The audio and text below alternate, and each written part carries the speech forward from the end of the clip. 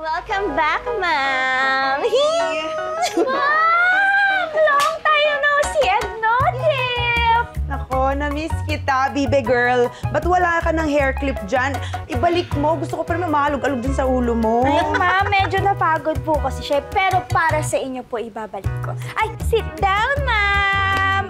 Ma'am, gusto niyo po ba mani, pedi, the usual? Manicure na lang siguro. Kasi it's been months since nag-dinner out kami nung anak ko. Eh, papunta yan dito, nagpa-park lang.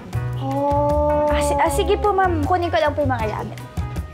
Ma'am, single pa po ba yung anak mo? Joke lang. I think so. Later, we're gonna meet him. Ano? Hi, buti nakahanap ka ng parking. Bilis. Buti nga may umalis agad eh. Miko?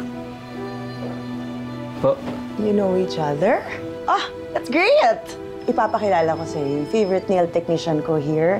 She's an epitome of a real bubbly girl. Madam! Here na po Yan. ako!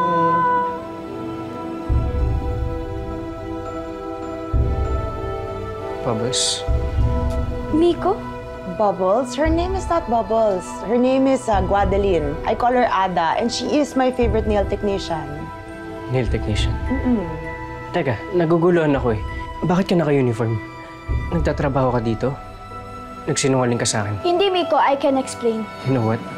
Bubbles, Guadaline, Ada, or whatever the hell your name is. I want to see you again.